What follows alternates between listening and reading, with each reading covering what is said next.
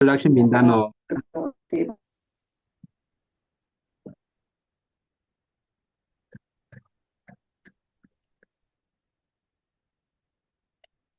um, hello?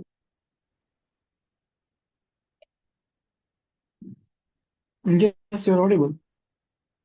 Yeah, so I'm asking, has someone taken my place? Has the introduction been done or you're waiting for me? No, please. We are waiting for you, Minta. Okay, so I can start. Yes, please. Yes. All right, thank you.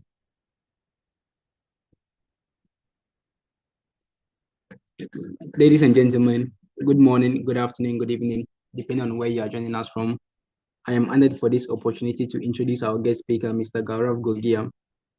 Gaurav is a security engineer at Qualis and also a PhD research scholar at the National Forensic Science University, NFSU.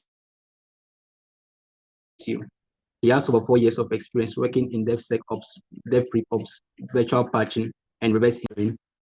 He loves conducting and discussing research around security and forensics, and has successfully published 5 research papers and spoken in conferences like NORCON, B-Sides, THM, GDG, etc.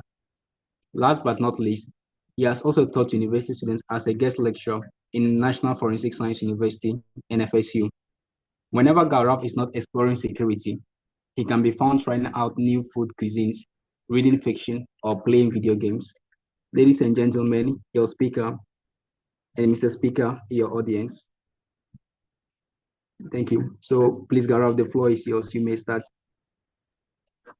Thank you, Munta, for this great introduction, and thank you, Dalami Forensik, for inviting me. May I share my screen and begin the presentation? Yes, please. Okay. I think someone needs to stop sharing the screen, so I'll need a permission to start sharing. Yes, yes, I'll do it for you. Miss Ruth. Yeah.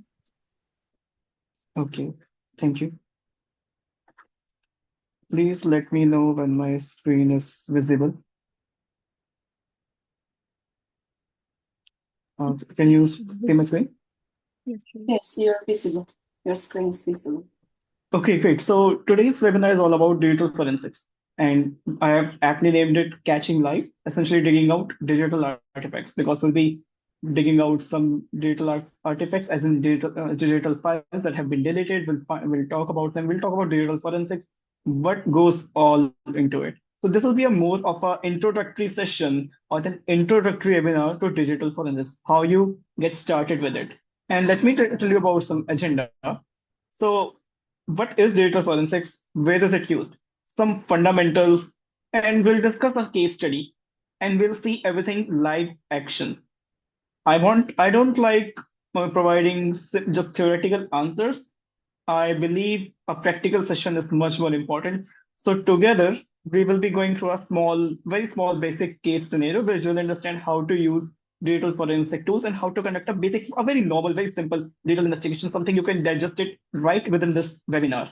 Also, to all the attendees who have joined, I really request you to raise any concerns, questions, thoughts, ideas, anything that you have in your mind, so we can have more of a the dialogue. So we can talk during the session, make it a proper discussion, and in the end, we'll be discussing some career paths that you can take if you want to be a digital forensic investigator or digital forensic scientist. We can talk all about that at the end of the session in the careers section of this webinar. Okay, so let's get started. What is digital forensics? What is it even all about? So it's a process of preserving, identifying, extracting, and documenting computer evidence which can be used in the court of law. So now, what is digital evidence? It can be anything that you find in a digital device, any computer, mobile, switches, hubs, routers, anything, any digital evidence, any digital device that you can possibly think of. So imagine maybe you have a normal scenario where you're sitting at your home or maybe in an office. You will have multiple devices there, right? So you'll have a few laptops, maybe a few mobile phones, maybe some tablet, maybe a switch or a router or some modem that is connecting to the internet. There might be some servers in the office. everything that is contained within those devices, every file, every object is digital evidence. Now, what do we do with it? How do we preserve, identify, extract? Let's talk about it. Let's go through these slides.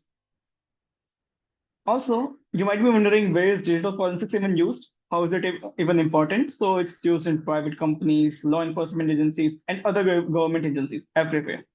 Now, most of the time, private agencies will try to contain some incident that may have happened inside of the same company. So maybe let's say you're working for ABCD or XYZ company, okay? Some malware infects some computer. Now, it's job of the security incident response teams or the digital forensic teams to go to that computer, isolate it, and collect all the evidence from it. Law enforcement agencies, on the other hand, they work more towards the scenarios where some cyber crime may or may not have happened. And similar things happen in government agencies. Also, if you have any questions, if you're confused with anything, please stop me at any time and I'll be happy to answer. Now, some fundamentals, something that we already discussed, right? What is digital forensics? We'll talk about some fundamentals. We'll understand each and every point, and then we'll move forward. Now, we have acquisition, we have analysis, we have preservation, documentation, and finally, we have interpretation and presentation. Now, what's acquisition? Now, acquisition is, as the name suggests, acquiring the data, acquiring all the digital evidence, or in very simple terms, simply copying all the data. Now, we can have physical acquisition, logical acquisition, we can have acquisition for volatile data. And these are just three of the examples. These are three major options that you have available. There are so many subsets and so many categories you can go into. You can specialize in data acquisition. However, that is currently out of the scope for this specific webinar. Now, physical acquisition. Now, physical acquisition means creating a complete copy of a digital device without altering its original state. Now, just to give you an example, I have some digital device with me nearby, and let's just assume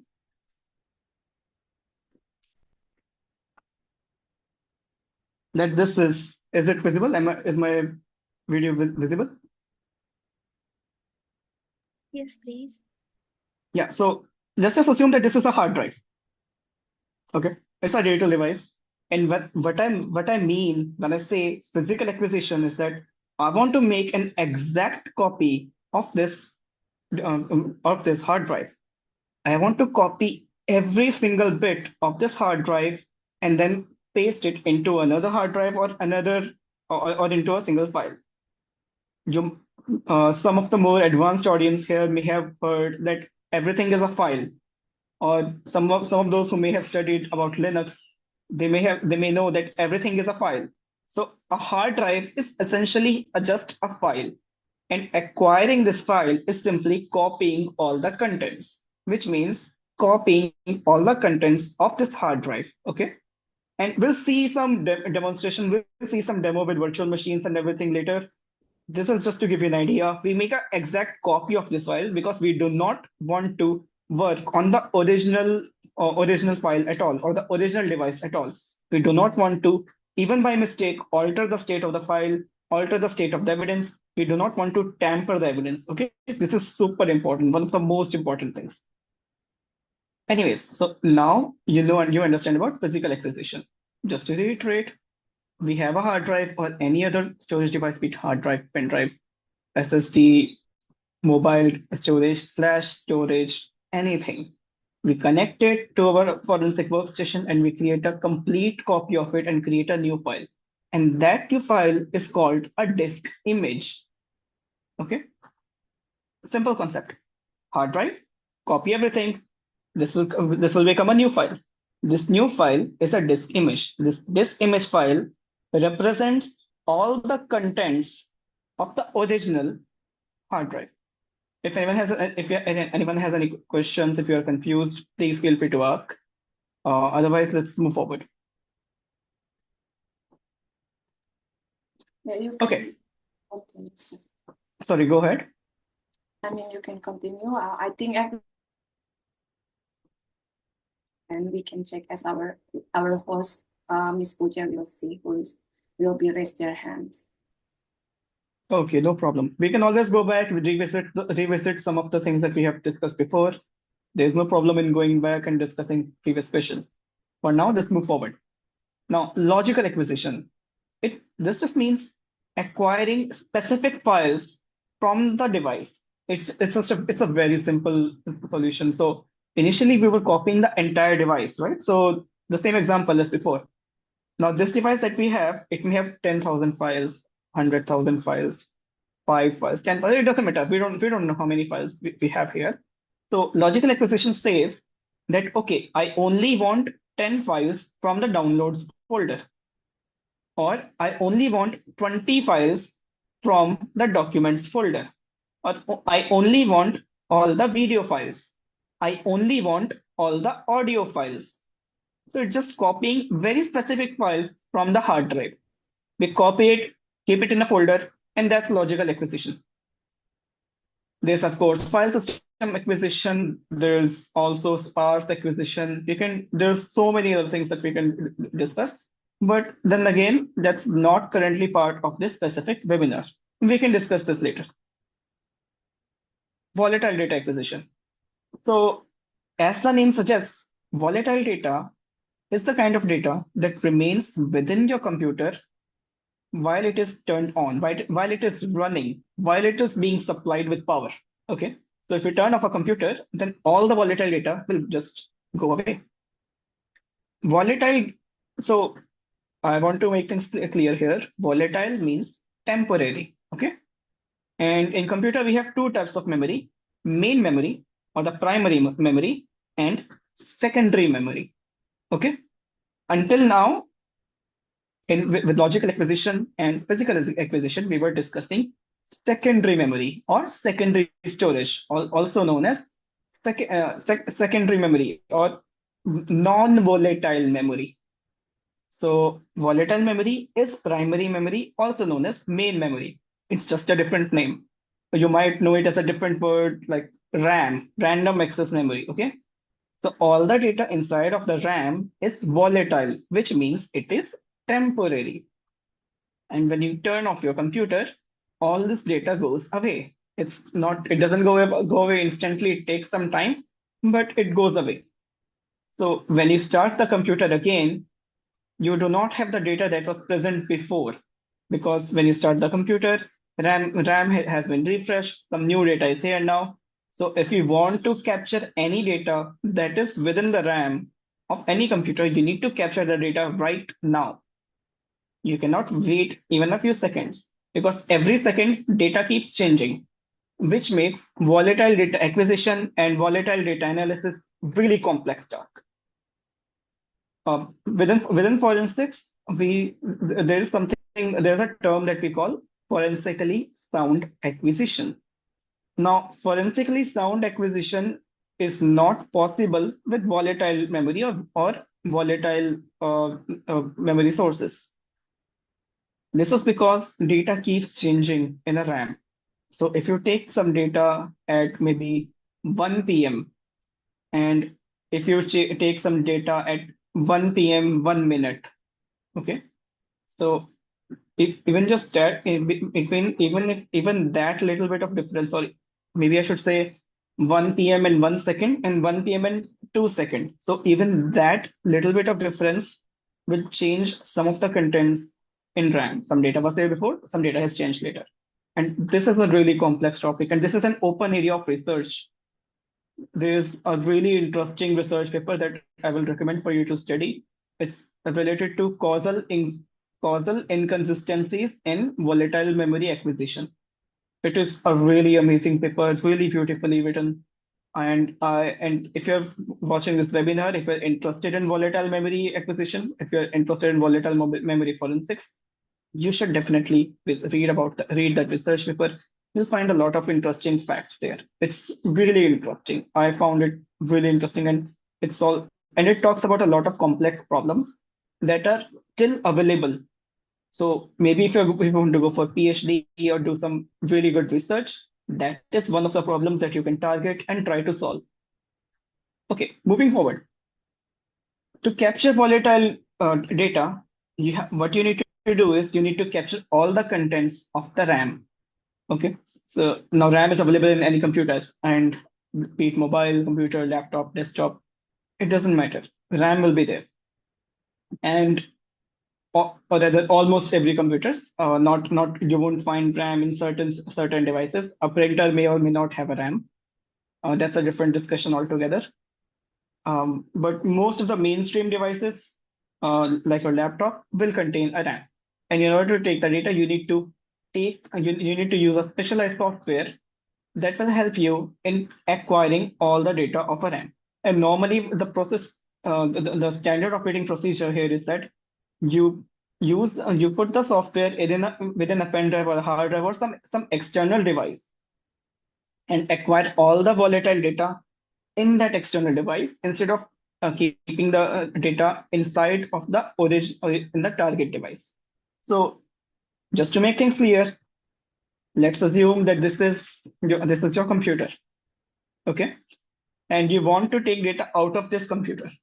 So you want to take out RAM related data. So you make sure that when you take all the data, you do not take the data from this device and into this device. Instead, you take the data from this device and outside of it.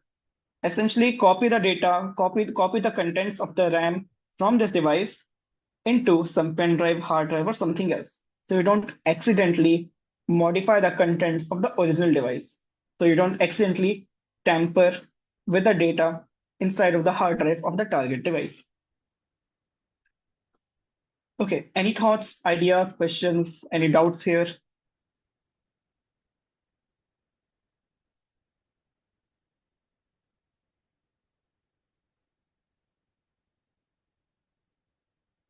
Any questions until now? Anything?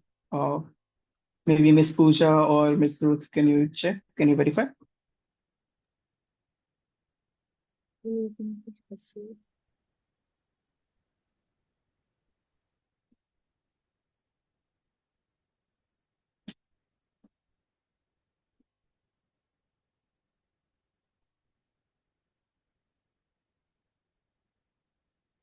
Okay, if let me know if we are ready, if we can move forward, and I'll continue.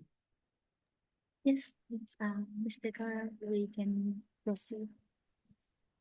Okay, great. So now you have acquired all the data. Now you have all the digital evidence. Next step is analysis, and there's so many analysis techniques available. Right now, we're discussing at a very high level, so we're talking about only few basic techniques. But this is just the tip of the iceberg. There's so much more happening below, and there's so many things after this. You can deep dive into each of these techniques, and honestly, each and every one of this topic is worthy of a PhD in itself. You can go very deep into file carving, find out so many new methods. Or maybe you can go deep into data extraction. There's so many things to do. But let's continue. Now, what's file carving? File carving is a method of recovering or restoring deleted files without the help of the file system. Now, you might be thinking, what is a file system? Okay, so file system is a data structure or a method which allows you to store all the files. Okay, it's a way to organize all the files.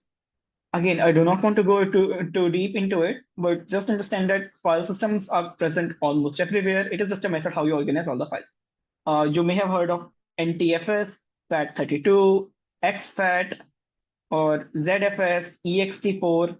These are some of the file systems that are already there. Okay. To give you some examples, Windows by default uses NTFS. Linux operating systems by default, most of them normally use ext4. And Apple devices, Mac devices, they normally use APFS as file system. This is just a way to organize all the files, to store all the files. But what happens when you delete a file? It's not really deleted, honestly. It's more like removing an index. So if you have a book and there are 5 chapters there, and let's say chapter 1 is on page number 1, Chapter 2 is on page number 10. Chapter 3 is on page number 20, and so on. And next day, I come and tear the index page. And then I create a new index page there, where I say chapter 1 is on page number 1. And then I say chapter 3 is on page number 20. Chapter 4 is on page number 50. Chapter 5 is on page number 70. I have removed all the references of chapter 3. So someone might go to the book and think, okay, oh no, where is chapter 3? So if chapter 1, 2, 4, 5, where is chapter 3? I cannot find it anymore. It is there. It is just not available in the index. So there are techniques which we can use to carve out that specific file, even without knowing if it's there or not, even without that index. We can have a deep dive session into it. We can have a separate webinar or separate session where I teach you how to create your very own file carving software completely from scratch without using any other technologies. This is something that we can do later. But for now, during the demo, I will show you how you can use existing open source software to recover all the deleted files. Also, file recovery and file carving are two different terms. I will tell you about them. It's just a difference of technique. File carving is a different technique. File recovery is a different technique. Okay. So file carver does not rely on a specific file system. So if I delete a file in ext4, and then I delete a file in NTFS, or rather maybe I should say, if I delete a file in a Linux computer, then I delete a file in Windows computer. Maybe I delete a file in Apple computer. It does not matter much. I can create a disk image and I can use a file carving technique to bring all the files back together using the same file carving technique. It is that powerful. There are some limitations, there are some edge cases, some exceptions, but that is something out of the scope right now. We can talk about that later. We can dive deep into file carving, and there are so many amazing algorithms that we can discuss. Then we have file recovery. The only major difference between file recovery and file carving is that when you are doing file recovery, we're using specific file system features. Extract works differently, and TFS works differently. ext4 has some other features. So they all have a different way of saying, okay, this file is deleted. Do not show this file to the user. This file is deleted. Do not show this file to the user. Maybe they use some kind of bitmap cluster. Maybe they use some other feature. But then again, file recovery features or the file recovery techniques can be varied. And you can have multiple file recovery techniques for one file system. So maybe for NTFS, you have two techniques or three techniques. Maybe for ext4, 3, 4. It depends on who is creating the file system parser and who is creating that file recovery software. So, but this is an important part of analysis. You need all the files. You need to recover the files. You need to make sure that deleted files are recovered. If you're wondering that even that is deleted file even recovery, is this even possible or not? This is possible. This is a routine operation that we do. We routinely recover the files, carve the files out of a deleted computer, or rather out of a computer where the file was deleted. Then we have data extraction. So data extraction and logical acquisition can sound very similar, because in data extraction, we are extracting specific files and we have some rules. Maybe we can say, okay, I want all the files that are larger than 5 MB. Or maybe we can have a rule that says, I want all the files that are smaller than 20 MB. Or maybe we can have a rule that says, I want all the files that were accessed 5 minutes ago. Or maybe some files that were created 2 days ago. Or maybe some files that were updated or modified 5 days ago. Or maybe some files that match a specific keyword.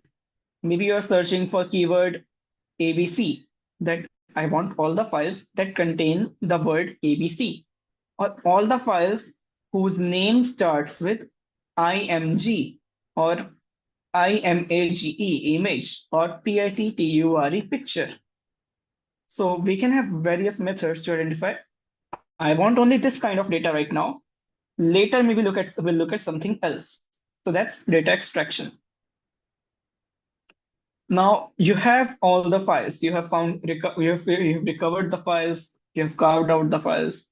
You also have you have also extracted some specific files that you wanted. Also, just to make things clear, data extraction may or may not include data carving. So you can say, I want all the files that were created 5 days ago, but I do not want any deleted files. You can say that. You can have a condition that says, okay. Maybe you can say, I want all the files larger than 5 MB, but I want to make sure that I only take the deleted files. I don't want any other file. Okay. I hope that part is clear, because data extraction may or may not include deleted files. That is depending upon how you want to use it. Now we have timeline analysis. And this is one of the most important parts of an investigation.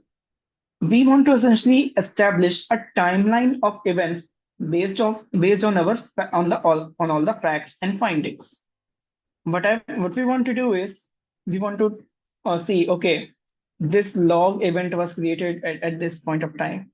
So maybe we want to reconstruct the entire timeline, that maybe on Monday, someone downloaded a file from an email. And at 5 p.m., someone clicked on that file. And at 6 p.m., that file corrupted the system and encrypted all the files. At 7 p.m., a new email was sent to everyone in the company, and everyone else was also infected. So these are the kind of timelines we want to establish. This is just one example. Essentially, the end goal is to create a fact-based series of events that will tell us, okay, this happened at this time and this person did it. We want all the facts. We do not make anything up. We do not put on opinions. We only work with facts here. So digital investigation essentially becomes a scientific operation.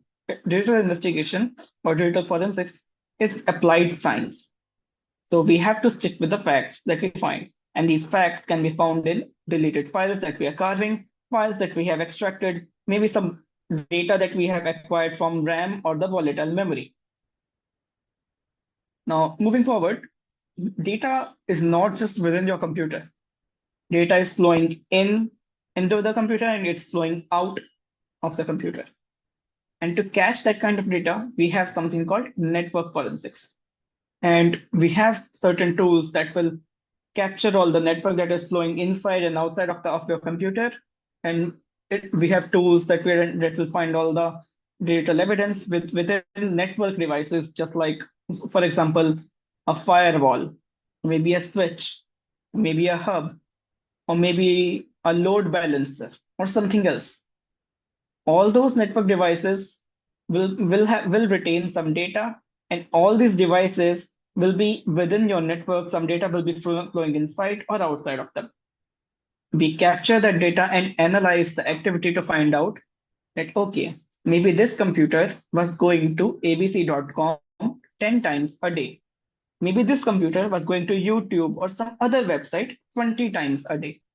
And we want to understand if this computer was even allowed to do this. Or maybe this computer was going to abc.com where they clicked some kind of link which downloaded a file. So this is helping us understand what happened or how the malware was downloaded. Okay, so network forensics will help us understand how was data flowing inside or outside of the computer, and how the users were going to different websites, and maybe if they were using some malicious websites or not. That's just one example.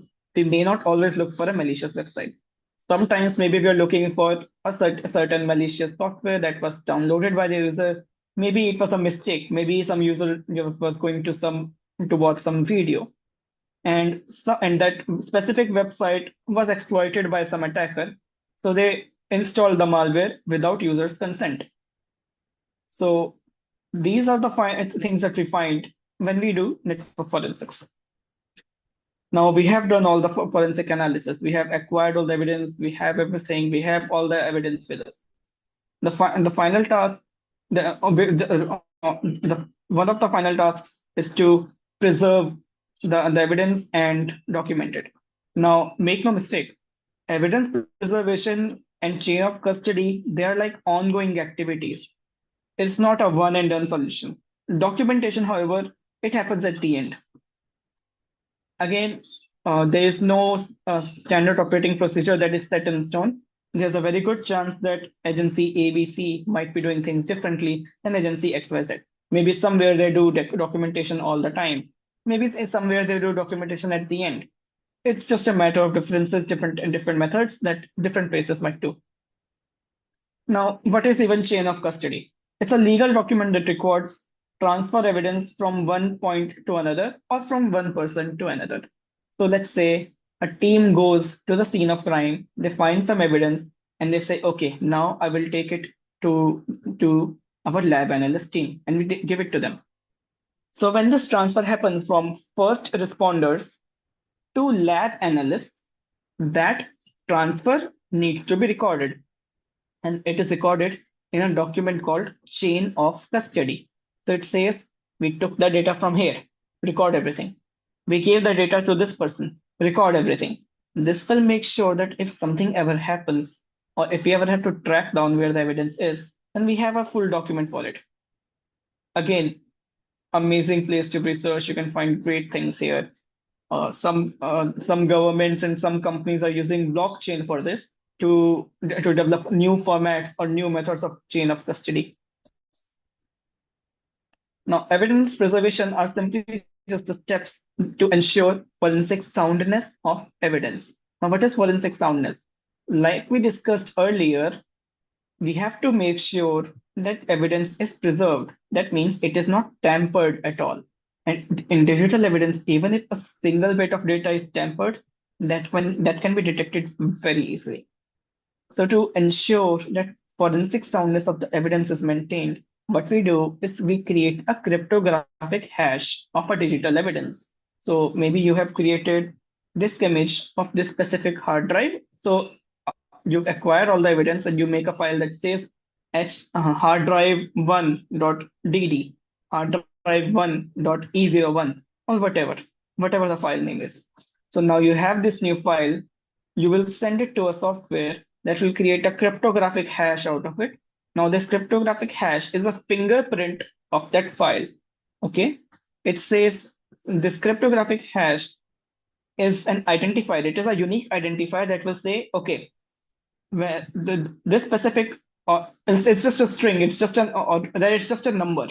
It gives you a number, and when you see this number, you can say that this number is only associated with this file. It is unique. It is universally unique. It will never, or rather, in 99.99% of there's a chance that it will never match any other file. So if even a single bit of data changes here, and if you try to calculate the hash again, try to calculate that number again, it will change. And that is why we want to make sure that within our evidence, not even a single bit of data is ever tampered with. Is this part clear? Do we have any questions until now? Any thoughts, any doubts?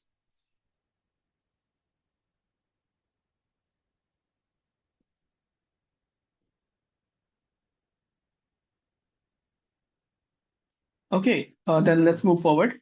So now we have documentation. So it's just documentation means creating a detailed report of the entire forensic process. We went to the scene of crime. We identified all the evidence, and then we acquired all the evidence. We did some analysis. We found all the image file and picture files, or the video files, or audio files. We found all the PDF files, or maybe document files.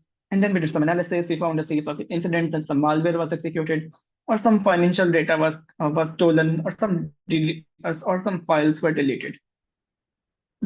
All this documentation is important because it needs to be presented eventually to a court of law.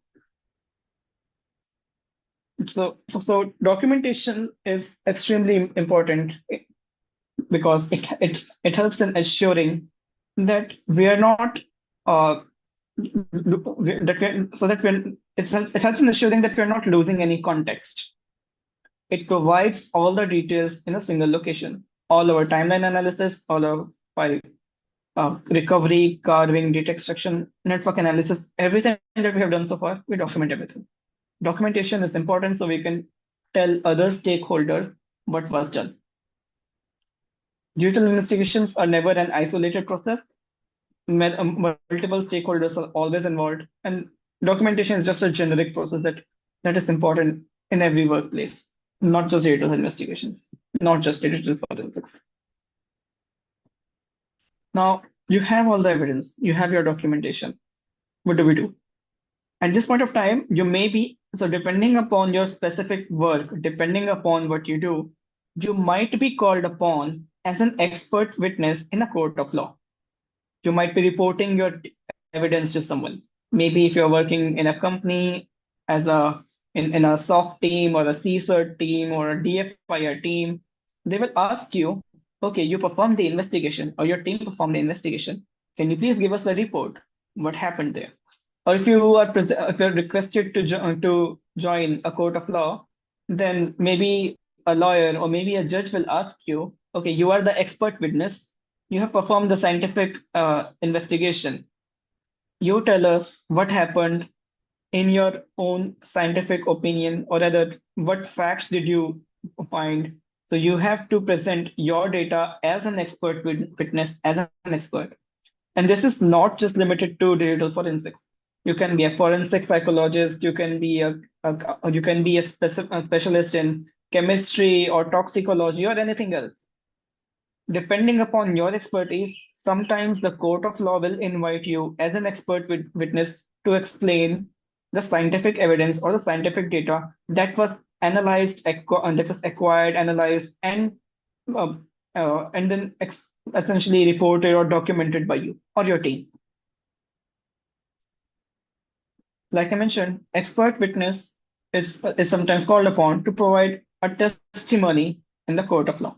And that person is a digital forensic expert or digital forensic scientist who is a designated expert as defined by the court of law or as defined by the law of the specific country or state. It depends where you are. It depends on the specific jurisdiction. So reporting is just creating reports. And like I said, these reports can be read by law enforcement agencies, forensic scientists, lawyers, etc. And sometimes in some companies, multiple reports are created. That this report is for police, this report is for lawyers, this report is for forensic scientists. Because different people are looking for different kind of language and different kind of data. A police may be interested in understanding whether the person or whether enough evidence was available to find out if the suspect was the criminal or not. A lawyer may want some information that presents all the facts, whatever happened. They might require a lot of data. A scientist might require information plus the methods. How did you find out all this data? What was the technique or the method that you used? So different stakeholders and different people will have different requirements, and their motivations will be different. So sometimes you may be required to create different kinds of reports. Now let's talk about this case study, and then we'll move on to a demo. I'll give you some time to deliberate on the case study. I'll give you some time to look at the case study, and then we'll do a live demo. And maybe we can take a small 5 to 10 minute break. Maybe Ms. Ruth or Ms. Pooja can tell me, and then we can move forward with the case study and live demo where I'll show you how you can do digital investigation on your own.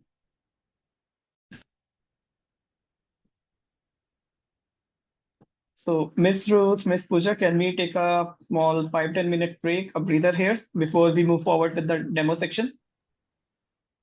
Yeah, sure. But actually, sir, we do have one question. Okay. Yeah, one person asked me like in direct message, questioning me. Yes, please. Yeah, I was like, yeah, everyone, I encourage all the participants, if you do have some inquiries about digital forensic, I think from any things that you have received during your study or during your experience as an expert in your field, you can drop the questions on the chat box, and also you can raise your hands. Our host will open your mic if you want to ask direct questions to our speaker. So the question is like this, sir. So we can, if you have already deleted all file from your mobile phone or for your device like that, so can you restore it in the original one, not the original one from the store, okay? Because if you buy the phone from the store, which is new, like very new, empty like that, but can you restore all the documents that you have already back into your device? That is the question. Thank you. Okay, so if your question is specific to mobile devices, then I Yeah. will say it is not an easy process. It is certainly doable, but it is not very easy. So if you have an Android mobile device, then it is a little bit easier. If you have an iPhone, then it's more complex. Now, normally, in order to acquire all the data of the device, the easiest method to do is first you need to have root access to it. You need to have password of the device. If you have password of the device, but you do not have root access, then you might use some software like some hardware or some device or some forensic tool like XRY or Oxygen Forensic or Magnet Forensic or some similar device. These devices will try to root or partially root your mobile device and extract or rather acquire all the data out of it. Remember the physical acquisition that we discussed, creating exact copy. So if we are able to create an exact copy of your mobile storage device, then we might be able to recover or either recover or carve out the deleted files. I'm saying might because mobile device uses flash storage, which is a specific technology that can sometimes actually delete the data. So so let's say if you deleted all the files today, 1 month later, the data is actually all gone. And even after creating that full physical disk image, you might not able to find it. But all this requires a lot of experiment. Sometimes you have to open up the device, open up the mobile phone, find the specific chip. Okay, where is the data? You take out the chip and you connect it to your forensic workstation, and then you take data out of it. Even then, data needs to be present there. So if it has been quite some time, maybe some files were deleted and mobile phone was used many times, there is a very good chance that not a lot of data will be present here. Time is important when you have deleted the files. So it depends that what kind of storage it is. In mobile, because we have flash storage most of the time, it is not very easy to recover, but it's not impossible either. So I would say, depending upon the ideal conditions, you might be able to recover a lot of content, or you may not be able to recover much content. How long has it been? Are we able to access the device? Are we able to do full physical acquisition or not? Many factors are there. Thank you, sir. As you were requesting before, you need to take a break time for 10 to 15 minutes. Is it not too much? Yeah, that's okay. 10, 15 minutes, whatever you feel is correct. We can take that break. I mean, if you can, we can have like a little, because we're only like 12 people here join our webinar. I mean, so is it possible to have only like some minutes, like 2 to 5 minutes like that? Or are you preparing for that's your okay. Sure, we can have a small break. We can have maybe 2 minutes or 5 minutes break. Yeah, I think 5 minutes is okay. Okay, 5 minutes is okay. Thank you, moderator. Yeah, moderator, you can give the instruction to take a break to participants. Thank you. Oh, all right. So we are taking a short break for 5 minutes, and then we'll be rejoining back to have our case study and demo sessions. Thank you all, and then see you in the next 5 minutes.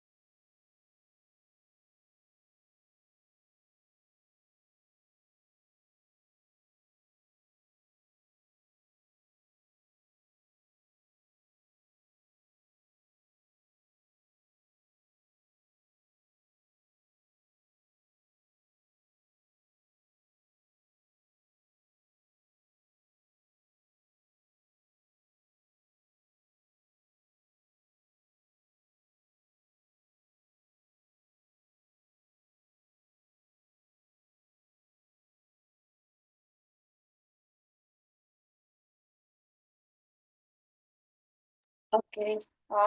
I think our speaker already ready to give the case study. Okay, all right, great. I think we can continue, right? Sure, if you're ready, then I'll be happy to continue.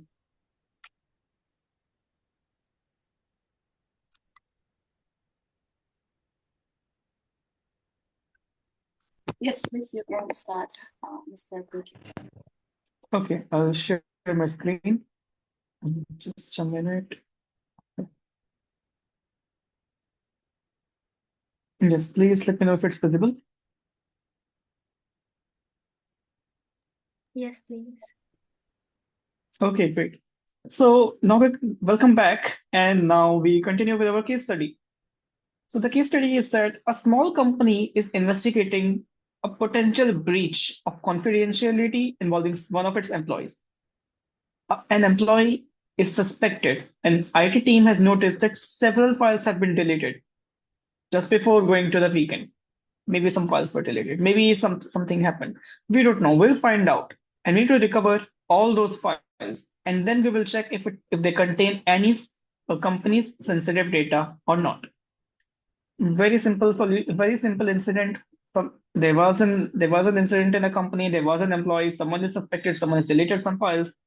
We will recover those files. We'll find out. Maybe it was important. Maybe it was not important. We'll find that out later. So just a few tools that we'll be using. We'll need one Linux virtual machine, DC3DD software, and autopsy software. All these things are available for free. If you're using Windows, you can use Hyper-V or you can use VirtualBox or you can use KVM or some other software to create a virtual machine. If you're using Linux, then VirtualBox will always help you. KVM will always be there. DC3DD is available as a Linux software. Autopsy is available for both Windows and Linux. So if you're following along with me, great. If you wish to perform this experiment later on your own, just make sure you have all these software available with you. Just need to create one Linux virtual machine, DC3DD software, and Autopsy. Everything available for free. Don't need to pay any money for it.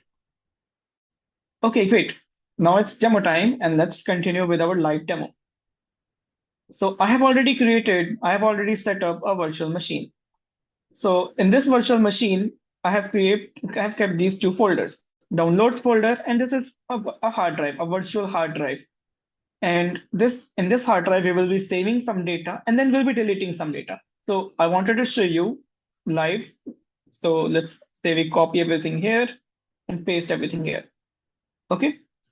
So let's wait for a couple of minutes. It takes some time to synchronize the data sometimes. In some systems, it takes few seconds. In some systems, it takes a couple of minutes. So I wanted to explain the situation here. So maybe let's say there was some employee, and they decided to do is they wanted to delete this data.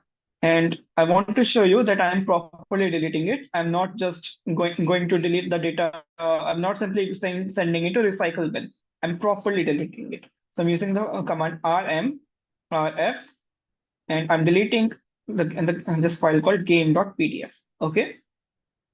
This will delete everything, properly deleted. This is not simply sending data to recycle bin.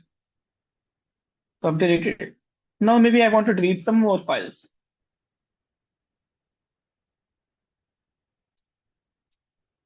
We've deleted all the PDF files.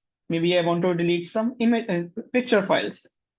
We have deleted those files as well. Okay. And now maybe delete them using Shift plus delete command. So let's delete these two files. Great, it's all done. So now that we have deleted all the data, this was just a setup, just to show you that how I have created all the data and how I'm deleting. This helps in exercising, or this helps in creating the data for your investigation. If you're creating a fake investigation scenario, if you're creating a proof of concept, if you just want to understand how forensics is working, you need to be able to create the data set for yourself so you can work on it. Because if you are a student or a professional or a security engineer, sometimes you just want to understand the concept. And to understand a concept, the best method or the best way is to do an experiment. And to run an experiment, you need to able to have a lot of data. So either you can create the data yourself or you can find the data somewhere. Today we have created data, but maybe sometime later we can download data from one of the sources, like there's free data available on CFREDS and some other websites. Okay. So now that we have the data, let's create a disk image, and I'll be using a software called DC3D. It takes some these commands. What is my source? My source is fdb1, and this and my destination is this file gb1.dd. It's just 1 GB of file that I'm copying because the hard drive because the size of the hard drive was, or the size of the virtual hard drive was 1 GB. Okay, great. So let's run it, and it takes some time, not a lot of time. Easily copies all the data, and we are done. Great. Everything worked perfectly. We have this file. So let's see gb1.dd, and it is indeed a file that has 1 GB of data. Great. Now I want to export all this data inside of Autopsy software. How do I do it? So this process, you don't really need to worry about it, but this is just the method that I use. So first, I want to understand what is the IP address of this machine, and the IP address is this 172.3.1.228.157. Okay, and I create a small Python server. Again, don't worry about this part, not really part of the webinar. It will just help me download all the data from this virtual machine into my outside machine where I have Autopsy software running. Okay, let's go outside. And what was the IP address? 172.31.228.157. Okay, we already have it here. And we just need to download this file. This is quite interesting. Okay, sometimes things don't work in demo. Why does it say file not found, even though it is here?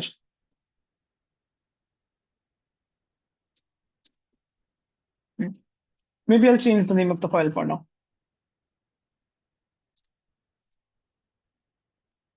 Okay, also maybe change the permissions as well so that anyone can access it.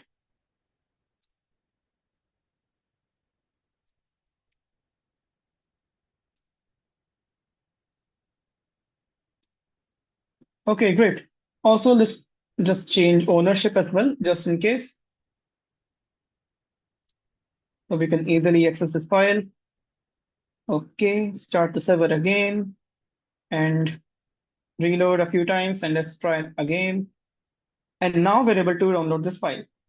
Little bit of permission related issue because this is a live demo. Some mistakes were bound to happen. So we have a file now, and I will rename it.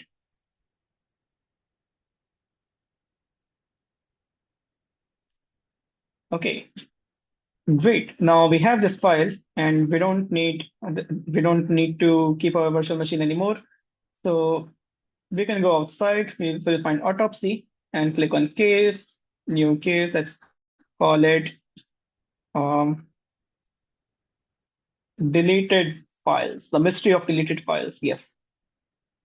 Next, and you want to create a directory. Okay, sure. Create a directory.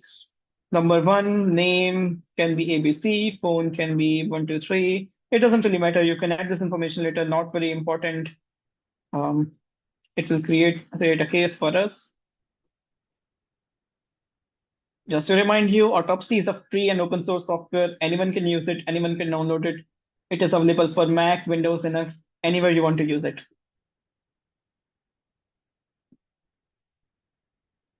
Okay, I think it should tell us to add some data source. Okay, yes. Some new host name, it's okay. You can generate that automatically. And now we have to add a disk image or a VM file. So remember that physical acquisition creates a disk image. If you create it in a single file, that's exactly what we did when we were using DC3DD. We have a disk image with us. So we'll be using this disk image. That is why I've selected this option, disk image. Other than this, there are many other options, as you can see, which is something you can explore on your own. This is some homework for you. Okay, great. So the path is simple. We'll go to this PC. We'll have to go to downloads eventually here. Um, users, this user and downloads folder, and we have our file. We go to next, and what do we want to do? We want to find out all the deleted files. So it's going to find all the deleted files first. There are so many things that we can find. So maybe we can run some more modules, but right now we're only looking for deleted files. Okay. And let's see, what's this picture analyzer, performs picture analysis? It's okay. That's something you can look into later. For now, we just want to find deleted files. And for that, you need to select this option, Photo Rec Carver. It's going to carve out all the deleted files for you. As you can see, we have options for Android analysis, iOS, and we have drone analysis, malware scanner. We have so many things available here.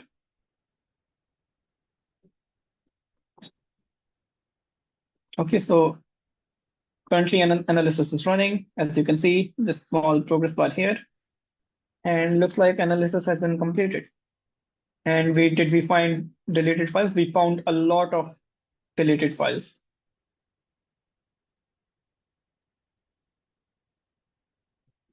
But let's see. Maybe we need to find only some images. Remember this picture that we were looking at earlier? This is one of the deleted files because we deleted it. We also have some documents that we deleted earlier. Here is a document. And let me see if I can open it properly. Here. Okay. Okay, so there is some algorithm, something written here. Maybe this is a sensitive document that we were looking for. So this is the whole process. You create a disk image, you take it to autopsy, and then you run the software. You select the specific module. Of course, this is a very high level overview. There's so many things involved, but this is one of the investigation methods that you can study. One of the experiments that you can do on your own. Going back to the presentation. So I hope you like this demo. This was a very simple demo. We found out the deleted files, and we found out that some sensitive data was deleted by someone. Now, moving forward, you might want to understand what kind of careers can I expect? What can I do as a digital forensic scientist or digital forensics investigator? You can join police or the law enforcement agency. You can join some auditing company, or you can join the security team or the SecOps team or some internal security team of a big company that makes other software. Maybe you can join one of those big tech companies or giant companies, or maybe you can join forensic research companies that create forensic software. Now, the sky is the limit. It depends on what you want to do. Do you want to be an investigator? Do you want to audit other companies? Do you want to secure companies? Do you want to be the internal security person? Or do you want to develop forensic software for the future? There's so many career options out there, and I'm sure you'll be excited to try whatever you like among them. And there's so much more to do. And of course, I'll be happy to help. You can always contact me. I'll be happy to guide you with whatever I know. And we can discuss different career options. We can discuss with different research techniques, analysis techniques, and we can dive deep into file carving, recovery, extraction, volatile data, anything that you might be interested in. Now I will open the floor to question and answers. If you have any questions, any thoughts, any notes, any suggestions, anything at all, let's take all the questions and let's talk about them. Thank you very much, Mr. Gogia. So I was listening to your presentation very carefully. I just realized that you mentioned some tools like DC3DD and autopsy in case studies and all, right? So I just want to ask, are these tools industry standard, or are there even more advanced tools preferred for like complex cases for today? Okay, so DC3DD and autopsy, they are somewhat industry standard to some extent, but there are more advanced tools available. So these are the free tools or the open source tools that are available that anyone can use. However, a lot of time, larger digital forensic labs, sometimes they prefer um, FTK by Extero or NCase by OpenText or maybe magnet forensic or maybe oxygen forensic. Those are some other tools, but they're all paid. And I don't know which one is better. I don't want to endorse a specific tool, but I think you can go ahead and try because you might be able to find some trial versions somewhere. If you're able to find some trial version, you can work on, you can use it. I also remember this tool called FTK Imager that you can use for Windows. It is also one of the industry standard tools and it is also free. It's not open source, but it is free. Other than this, I think you can also try um, you could try Belkasoft RAM Capturer. So Belkasoft RAM Capture is a free software provided by Belkasoft company, and it will help you create it will help you acquire all the volatile data or data from RAM. FTK Imager can also do it, but Belkasoft RAM Capturer can also do it. They may have different techniques on how they are doing it. Thank you very much. And going back to like your like key skills that digital forensic experts hold, like for example, sometimes they have to go to the court, like present their findings and all, right? So when they have to explain all those technical things, because it is like most of them are like all of them are like technical details. So while explaining to non-technical audience, what are the key skills that might be needed in your opinion? Like what are the key skills that digital forensic experts should hold to explain to those technical things to non-technical people? Yes, I think that's a very excellent question. Because a lot of time as a digital forensic scientist, we are more used to working with technical people or scientific people alongside us. So we have to develop soft skills and the ability to explain our findings in a simpler, uh, more, more easier to understand language. So a lawyer or a judge might be more interested in some specific facts that you may have found, and sometimes they might be interested in understanding a technique. So the approach that I would like to follow is, okay, I found the deleted files using the carving technique or some other simpler method to help the lawyer and or the judge or some other person who is working in a different profession understand the contents, because you want to make sure that you cater to their needs. What kind of information does my audience require? What kind of data does my audience require? What do they want to know? I would like to deliver specifically that information, because sometimes they may not be interested in technical details. Sometimes they might be interested in technical details. It depends on the situation. Thank you very much.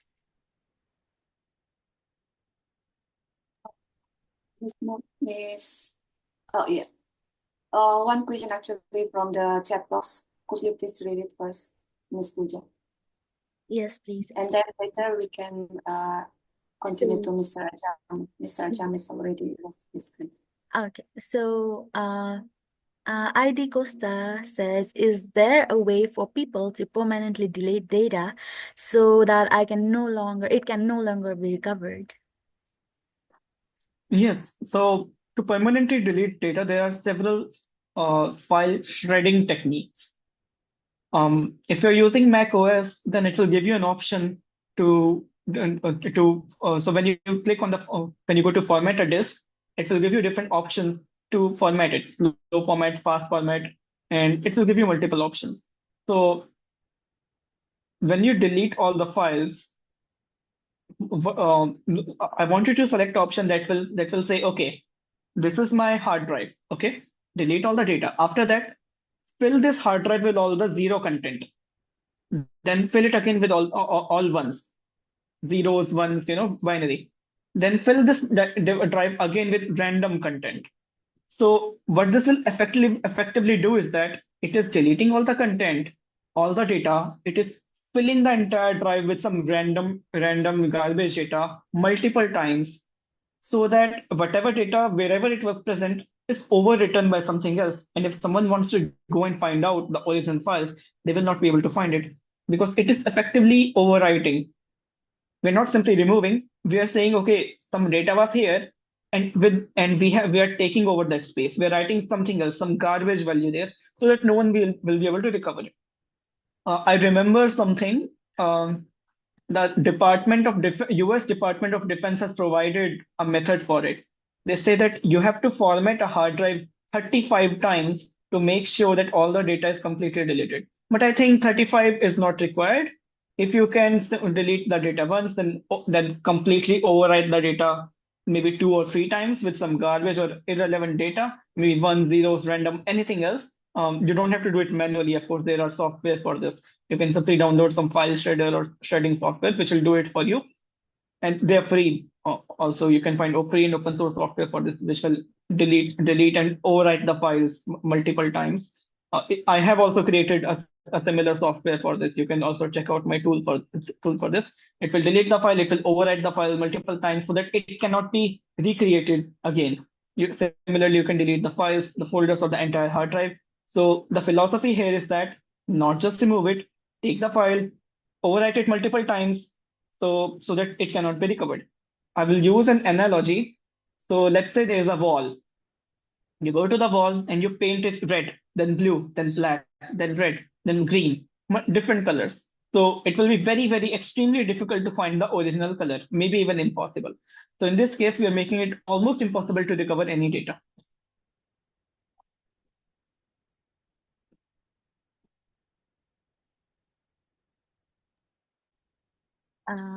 Thank you very much, Mr. Gogia. I hope, yes. So, Mr. Ajama, he wants to ask a question as he has raised his hand. We will let him ask. Thank you so much. Thank you, Dalami Forensik, and thank you, Mr. Gaurav, for this wonderful presentation you had today. But I have some 2 to 3 questions, just for clarification purpose, actually. You were talking about the volatile data. I don't know, you said when the machine or any kind of devices is turned off, we can never or we cannot get access to that volatile data anymore. And my question is that, how could we, if the machine is turned on down, if machine is at work, how could we get those data, please? Without letting the person target, or if we target in a particular person, we can avoid the person but still getting the data. What are the way you have used? Maybe you have encountered such kind of things. Could you please, maybe, if possible, give some way to solve such kind of issue? Okay, so it depends on the computer that you're targeting. So if you're targeting a server, then normally servers will have something called a BMC, the baseband management chip. Now that chip is directly connected to the RAM. It has direct memory access. And there's a technique called BMC leech. You can use that technique to directly copy all the contents of the RAM, and the server will not know. The operating system will not know, the CPU will not know, and you'll be able to get all the data. That is one of the techniques that you can use. Another technique is that if it is a normal laptop or a normal desktop computer, so you will obviously need access to that specific computer. It's difficult to do over the network. You can still do it over the network, but you will not get the exact data. Forensic soundness will be really complex. It's already hard to get forensically sound data using when you do volatile memory acquisition. It's still possible. The method will be to install some kind of agent within the target machine, which will capture all the data for you. Other method that used to work earlier was that you physically open the device and you take out the RAM. Now, when data is going away from RAM, it doesn't go instantly. So, but there was this researcher. What they did was that they opened the computer and they used an air can to physically freeze the RAM, cool it down, and then they connected the RAM to a different computer, and then they downloaded out of all the data from that RAM, and then they were able to find passwords inside of it.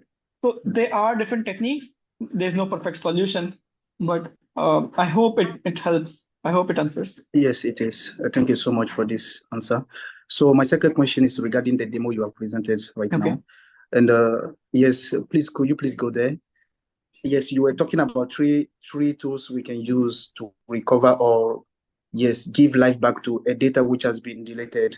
So my question is that if like the person is not close to us, the person is a bit far away, and still we want to extract or know or control, like I'm a manager of a company and such kind of things. Is it possible to not have access directly to a physical computer, but being in a distance, but still, controlling things from far away? Yes. So I want to ask, is this your company computer or is it some? Yes, Okay. it's a company computer. For example, if I take National Forensic Science University, there are computers which has been provided to all the workers and all those things. So is it possible for like a computer team, those people are managing things to get access to whatever if something is suspicious? So can we do that in the distance without letting uh, those workers to know that yeah, we are targeting or something like that? Yes, 100%. Actually, you can do so many more things because you're managing those devices, your IT team is managing those devices. So you can have one agent running in every computer that you're managing. So that agent can can prevent data from shredding. If someone wants to delete some data and overwrite it so that it cannot be recovered, you can prevent that from happening. And even if someone is deleting data, you can remotely acquire all the evidence and then perform analysis on it. You can do preventive action, you can do forensic action, you can monitor all the things that are happening. You can do everything remotely. Yeah. Once the agent is installed, it's like I think sky is the limit. You can do anything. It depends on what do you want to do, what kind of control do you want to have. Thank you so much. The third question will be about about the same things. Assuming that the person has deleted the data, as one of the team was asking you the question. I don't know what could be the cycle, like how many times when you are talking about the repetition of the deleting, how the delete should be done exactly. When if I delete a file from my laptop, how many times shall I delete it? Because shall I bring it back, or how that operation can be done? Can you please tell me? Okay, so just to understand your question, you're asking that you want to delete a file so that it cannot be recovered. Is that what you're asking? Yes, you see, or the first question was that the first question asked by Ms. Puja was that if data has been deleted, or it's like once asked that question actually, and she read the question to you. I remember now. So it is that, and you were explaining that okay, you have to delete the data multiple times. Mhm. Is it not that? Yeah, Hello. so this is not something you. Hello, am I audible? Yes, proceed, please. Yes. Okay, so this is not something you have to normally worry about manually.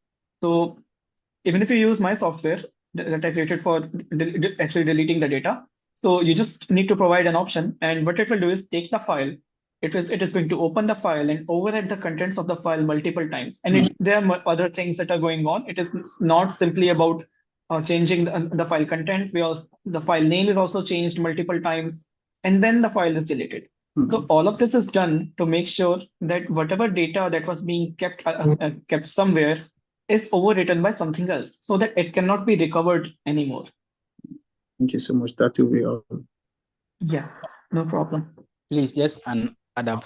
Please, Gaurav, if I got Ajama clearly, you see, you said that the FBI also was recommending that to get your device, or let's say your hard drive, fully clean, it's advisable to format it about 35 times, right? Like that is in terms of formatting, if you want to format the entire drive.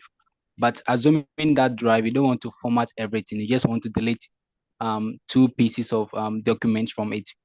So he's wondering, how can I get only that document to be deleted that number of times, so that it will be irrecoverable? Because formatting is easier to format the whole drive, but if you are deleting just one aspect, only one particular or two files, then it becomes challenging to do that thing. So if can you go over that again? Okay. Actually, let's try to do a small demo on this. Let's try this. Instead of simply talking about it, maybe we can try a small experiment. Do we have time for that? If we have time for this, then I can proceed with the experiment. Okay, sure. Okay, so let me see. Okay, I can download this. Let me go to my virtual machine. Okay.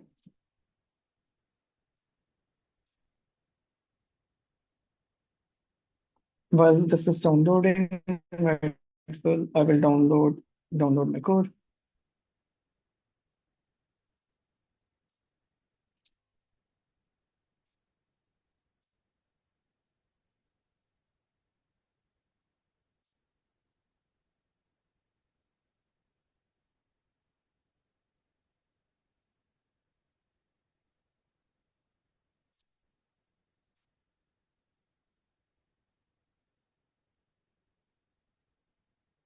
Okay, looks like we have installed.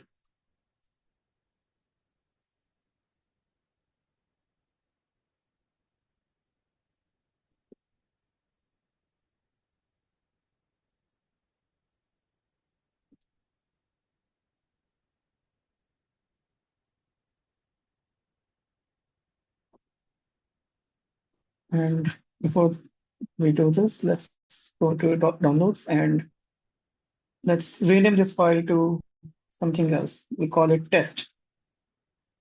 Okay, please remember that we're working on test.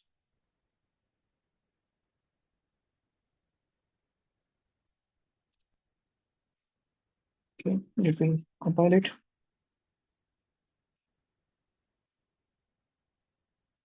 Let me try compiling again. Okay. Maybe I can remove certain part.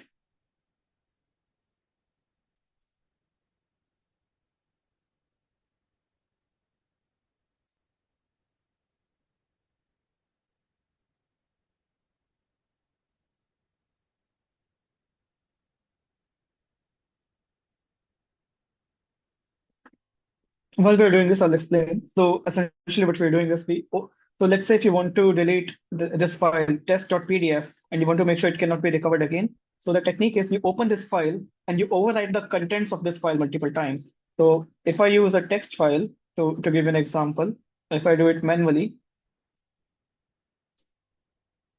so let's say originally this was the content ABC, and we save it here in downloads. Okay.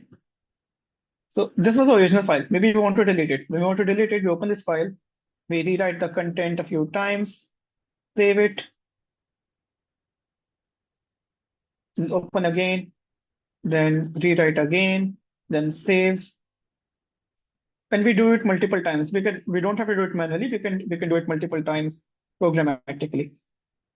And then save it. And then we change the name of the file to something else. And we do it multiple times. And after this, we finally delete the file. And then if someone wants to recover the file, they won't be able to do it. This is the technique. And while there's a tool available for it, maybe I need to install some package for it so I can compile it properly. But this is the technique. This is how it will be possible.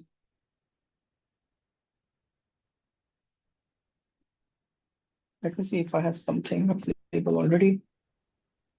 Okay. So this will take some time. Unfortunately, I'm not able to show it right now. I'm not able to compile it right now. But normally this is the technique. This is how you would do it. You open the file, Okay.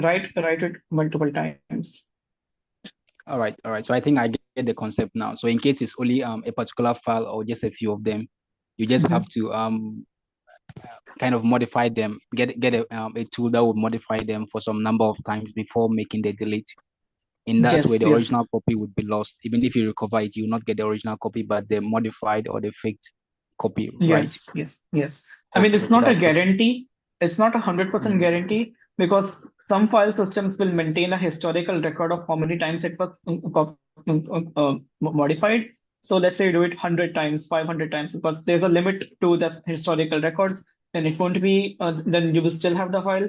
Sometimes there's something called copy on write feature, which maintains a shadow copy of the file that was created, but that can also be overwritten because you're writing on the file multiple times. So I would say 90% of the time, uh, you're safe, but it depends on some experimentation. Okay, all right. Okay, thank you.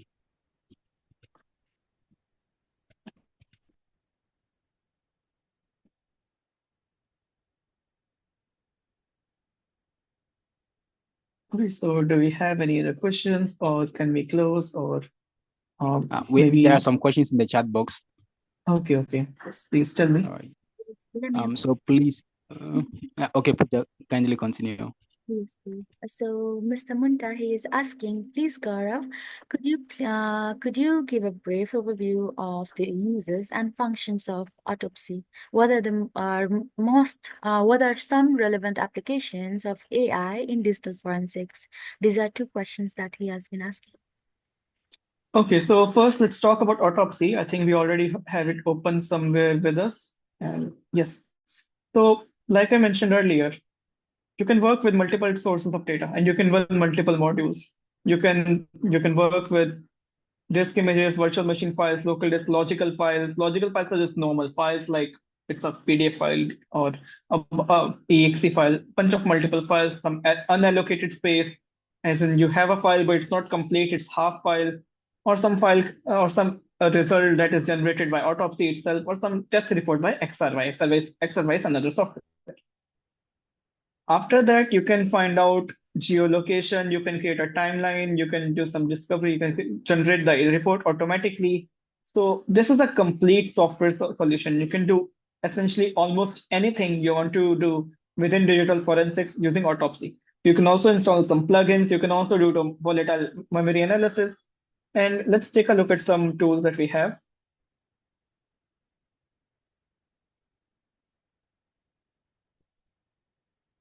There's an option to run the ingest modules again.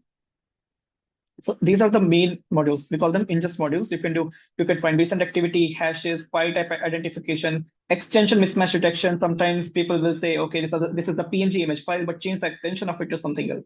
Sometimes some malicious software will do that. So you can do that, or you can do some. You can perform some analysis on XDEF data, the pictures, some keyword search, emails, encryption. There's so many things that you can do. Like I was saying, sky is the limit. Autopsy is a complete software solution. It will help you do a lot of forensic investigation related tasks. Now, what you were asking just about your second question, that where does artificial intelligence play a role in digital forensics? So it can play a great role in identifying contraband. You can find malware. You can find similarly looking malware. You can find out if a malware was repackaged and sold as a different application again.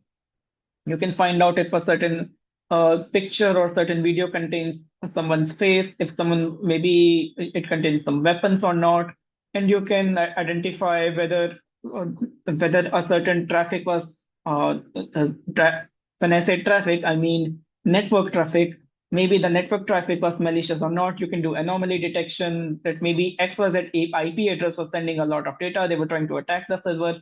So whatever uh, uh, so I want to say that anytime you're not able to write an algorithm or some rules for something you want to find by hand, by manually, then for those cases, you can use artificial intelligence. So for example, a lot of time we cannot write rules that will say, okay, I want to understand who is sending a lot of data, who is trying to attack me, who is trying to attack my network. Or maybe you cannot write rules that say you cannot describe how does a weapon look like. Describing a weapon can be a very complex task, and for that you can use artificial intelligence. Maybe you have 1 million images or pictures or videos, and out of those videos you want to find out in which specific frame was the weapon visible or not. Maybe this is video coming from a CCTV camera. Maybe you're looking for hundreds of thousands of files, and you want to find out malware or repackaged malware. And sometimes we don't have signatures available for them, and there artificial intelligence will help you in performing the forensic analysis of those files and finding out if malware was present or not.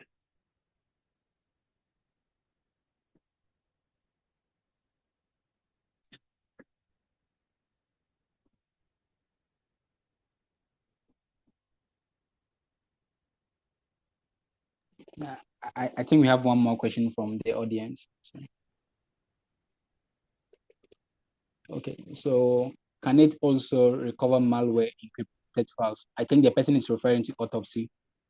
Can autopsy help in recovering malware encrypted files? So autopsy cannot automatically recover anything if it's encrypted. So it will give you the encrypted data, or it will tell you that something looks like it is encrypted, but it will not decrypt anything. It will not break the encryption. You will still need encryption key for that. All right, great. Thank you so much. Okay, yeah, let me just add this. So Gaurav, maybe let's say let me give you a scenario. We have a situation whereby maybe a criminal has been arrested by the police, apprehended, who was about to commit a crime that was there were witnesses to it, and then the person has a mobile phone, but the phone is believed to be containing some incriminating evidence. The criminal is not willing to give the password to the phone. So in that way, is there a way, even though the files are not deleted, but they have been blocked by the password, can we still easily, is it very easy to recover the data from the phone of the person? Can you just discuss briefly on that? So it really depends on the situation. So if you have an Android device, an old Android device, then there's a good chance there's some exploit or some vulnerability available for it. And then you'll be able to you'll be able to find, you'll be able to root the device even without the password. And once you have root access, you're able to access any data inside of that device. So for those who are not able to connect, root access means you have the complete access or the full privileged or the administrator access of a device. So if it's, or maybe if it's an iPhone, if you have some 0-day vulnerability available or some older iOS and you have some kind of exploit available for it, then you will be able to bypass that protection and you will be able to find out data about it. So essentially, you'll have to somehow bypass the password. Somehow you'll have to run some kind of exploit and then you'll be able to get the data. It's not a very straightforward solution, and it depends on various factors: what kind of device it is, how old is it, what kind of operating system it is running, whether we have exploit available for it or not. Okay, all right. But one thing I also noticed that in case of maybe my desktop, my computer, my PC, even though I have a password on it, if someone is able to open the PC and then take off my hard drive, the person can access my hard drive without the password. So I was thinking it would have been similarly applied to a mobile phone, whereby you could open the phone, get the storage, and then could you discuss the two differences and similarities, if any, I think it working with a mobile depends. phone? Yeah, I think it depends on the kind of encryption that is applied. So if you have full disk encryption connected, so maybe if you have BitLocker or full disk drive encryption, then it will be difficult to recover data from that hard drive. Even if someone runs away with your hard drive and opens Linux or some other operating system, because it was encrypted by BitLocker, then then ideally it should be only be someone should only be able to open it if they have the BitLocker key. And BitLocker key is normally saved in a trusted platform module or some kind of hardware chip that is inside of your computer. Now, coming to mobile devices, normally the flash encryption or the device and all the latest mobile devices have encryption turned on by default. So if someone runs away with your device, and even if they open that mobile and take out the chips that contain the data, it will not be a very easy or straightforward task to get the data out of it, because it will all be encrypted. They'll have to somehow intersect the keys or find some kind of exploit that will allow them to bypass the encryption somehow. Okay, all right. So phones are automatically encrypted. That's why. That is well understood. Thank you so much. Yeah, all the latest phones. Previously, that wasn't the case. I don't remember exactly when encryption by default was enabled, but there are certain old Android versions and iOS versions where encryption by default was not an option. You had to do it yourself. But now encryption by default is the standard. And Okay, so Gaurav, this is going to be our last question from the audience, and we can end the session. I Okay. hope that is fine. Okay. Yeah, go ahead. Um, so the person said there is some case in Indonesia that went viral because a Kaskus account with that name was accused of insulting a Prabowo Subianto and his family. This Okay. account was initially linked to Gibran. Like, I'm finding it very difficult to pronounce the name. Let me say Gibran, the vice president elect for the 2024-2029 term, due to several posts that sharply criticized Prabowo. Is it possible to delete my online activity data Okay, so from this is social media permanently? Yeah. almost impossible. Once your data is out there in the internet, even if you delete it, even if you get it deleted from the original source, maybe some social media website, there's a very good chance someone else might have downloaded it somewhere. So there are archive websites available, and their job and what they do is that they scan the entire internet and they find whatever data is available, and then they store it. So if the data is on the internet, there's a very good chance it will be almost impossible to delete it completely. Someone has it saved somewhere, and it's just not a very easy thing to do. And there are some companies that claim that they will delete digital footprint for you for some price. Um, I'm not sure how effective they are. I have not worked with them, but I would say it's not an easy task, and it's almost an impossible problem to solve. All right. I think that is clear, very, very clear. Thank you so much for your inputs. We really appreciate. Okay, the person Yeah, says no problem. Thank you. thanks. Okay. So please, I would just like for our president to come in and just make a brief introduction of Dalami, and then would proceed from there. So Yeah, Miss Ruth, let me stop if you are sharing. on board, come over. Yes, please. Yeah.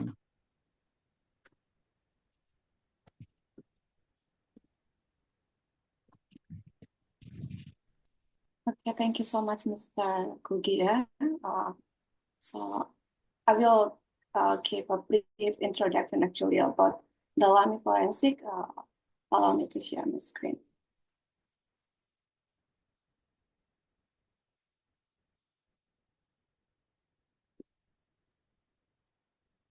So ladies and gentlemen, we are actually a new big organization.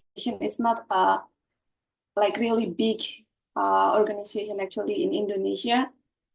Our official name actually CP Dalami Forensik Indo Global, which is we want to really make forensic experts a globe like that. So I want to introduce actually about Dalami Forensik to everyone who was attending our webinar today or this evening.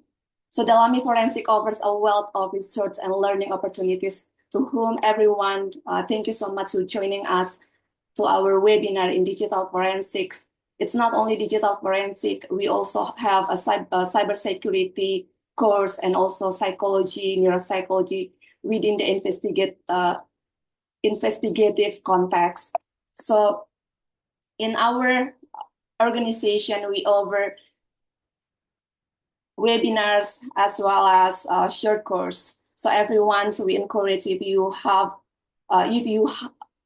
like really wants to study about forensics, we invite you to join our organization. We invite you to attend every webinars that we are going to make it every month. So what is actually Dalami Forensik? When we make Dalami Forensik, mostly we are students. We were students in National Forensic Sciences University. So we have like the same vision to make something which is everyone can study forensic, especially in my country, in Indonesia. People, when you say something about forensic, they will say that you are going to work with a dead body like that. So it's not only about dead body, but many things that you are going to study, digging deeper about forensic. So we are students from National Forensic Sciences University, which is we came from different country. Okay, we came from different countries. So right now we are as professional working in different fields. Some people working in cybersecurity field and digital forensic, also neuropsychologists in psychology field. And me, I'm graduated from forensic psychology. I'm in Indonesia, and also I'm a lecturer in one of private university in Indonesia.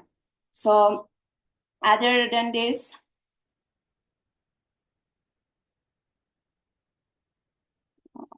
pardon me, my screen is very slow.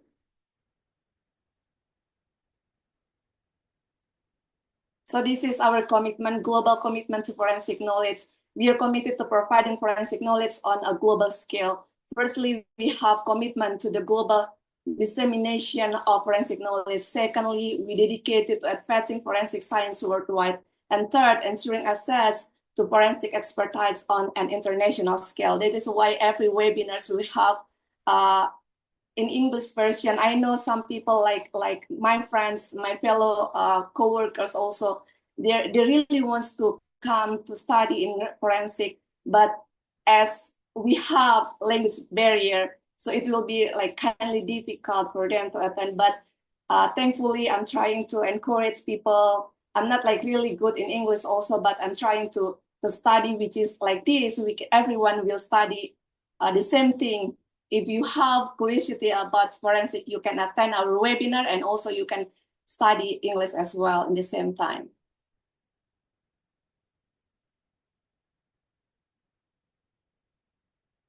This is our mission and vision. Our mission is to strengthen the global network of forensic experts through an inclusive communication platform, affordable training, and support of collaborative research projects.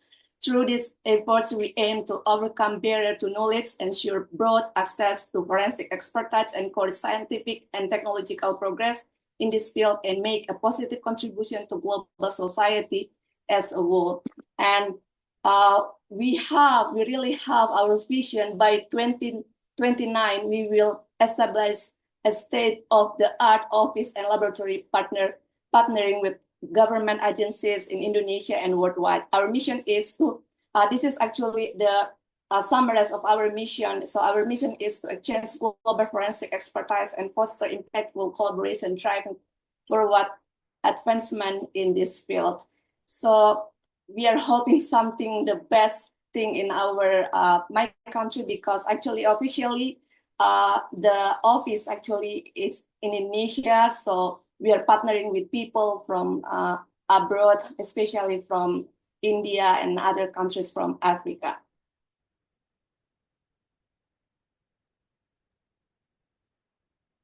Like what I was saying before, what do we offer? Firstly, we have monthly webinar, okay? And then secondly, we have short course. And then third, which is we are trying to make better our website, forensic knowledge platform. We want to make also a library, online library, so people who can who wants to study about forensic, they can come to our website and they will study for free about reading many sorts about forensic in our website. Yes, that is about vision and mission. So I'm going to introduce our team.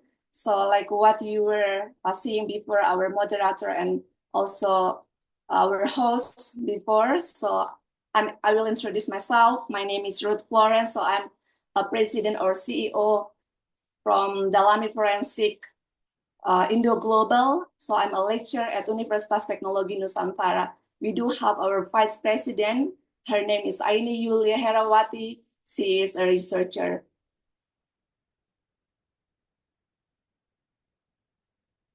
From cybersecurity department, we have Safi Dirina Rajavia Rison. He is a head of cybersecurity and he's working in Cyber SWAT Madagascar. And he's a program director in the Cyber SWAT Madagascar. And also for his partner, we have Andri van Luis Rako Tomalala, and as a program director in Cyber SWAT Madagascar.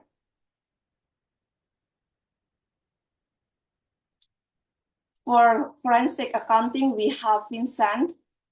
He is a researcher and coordinator, Department of Forensic Accounting and Auditing in Zimbabwe. And we have Mr. Munta Wakilu Amadu as a head of forensic science. He is a forensic expert and investigator from Ghana. For now, the last not, but this is not the list of our team. We're still improving our team. So we have our host right now. Her name is Gogia as a head of neuropsychology department from Dalami Forensik in the global. She is a neuropsychology. So this is our team for Dalami Forensik in the global. Our program is so many actually, so you can come and check our website and see what kind do you want to study, and please, you can drop us a message to our WhatsApp number that we are actually providing.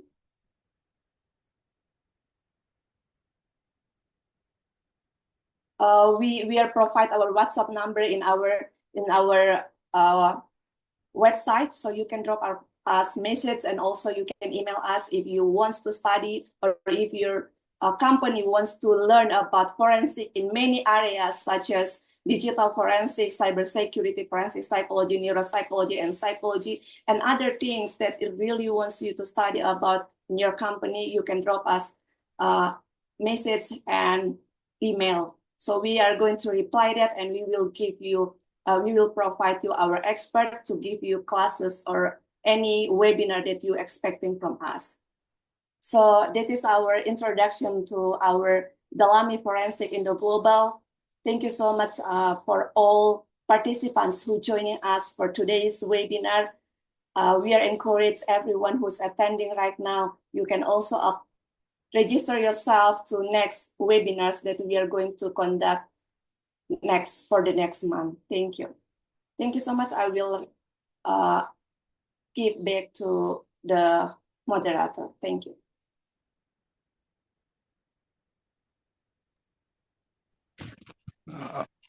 All right. So please, Pooja, you can now come in. Yes, please. So I would like to thank the speaker, and I would like to thank our leader, our president, Miss Ruth. So before we end this session, I would like to share something here. Please give me a moment.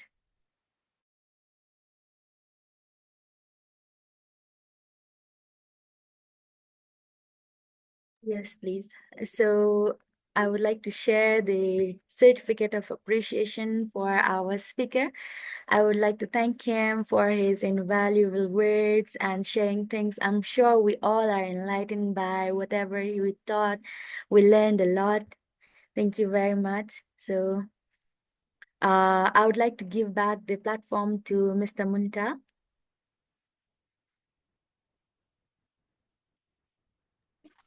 Okay, all right. So before we conclude, I would like to thank our speaker and our audience for joining and making this session a fruitful one. Thank you, Mr. Gogia, for this wonderful session. My team and the audience have learned more than enough from your vast pool of knowledge and expertise, and we look forward to having you back sometime soon. Thank you so much, Mr. Gaurav Gogia. And our audience, thank you all for joining and staying with us from the beginning till the very end. Hoping to see you also in our next sessions. All right, so Yes, please. I Please, think we are done, right? can we please request everyone to turn their cameras on so that we can click pictures for the memory? Yes, please. So let's just put our cameras on. If you have the background, please activate your background. Very beautiful, like Miss Pooja is doing, so that we can have a nice picture.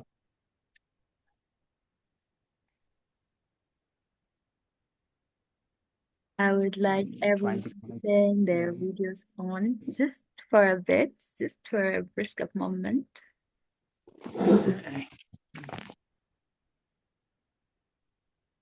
I'm trying this again.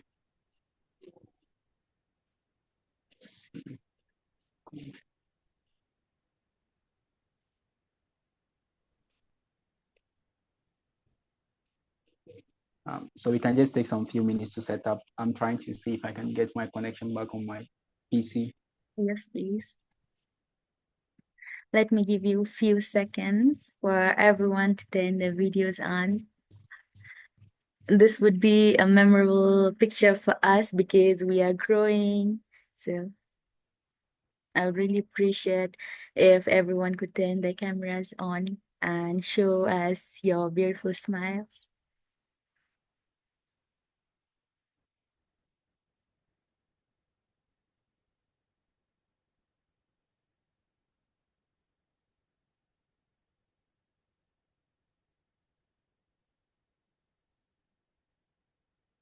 Mr. Manta, are you ready, please?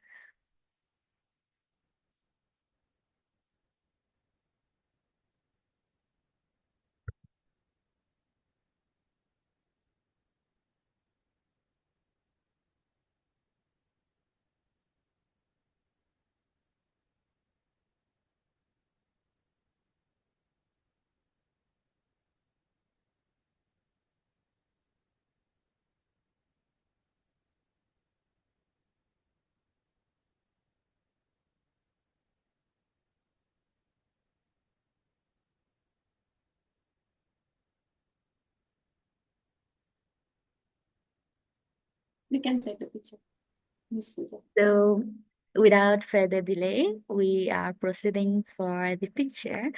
Can you please show us your beautiful smile so that I can click on the count of 3? 1, 2, and 3. Smile. Thank you very much. Thank you very much, everyone. So, your participation made this this thing even more wonderful, even more beautiful and meaningful. I thank all the participants, all the attendees here who took out their time to be here to attend this webinar. I would like to thank the speaker whose things were like whose talkings and whose case studies and everything were very much valuable. And I would like to thank our team who have been very supportive all the time. So see you. I really, really hope to see you all in the next webinar. Yeah, thank you, Dalami Forensik, for inviting me, and thank you for the audience who has been patient with me all this time. It has been a really great session, and I'm really looking forward to the future ones. Thank you. Thank you so much, Mr. Gogia. Thank you, everyone. Have a good day. Have a nice time. Bye-bye.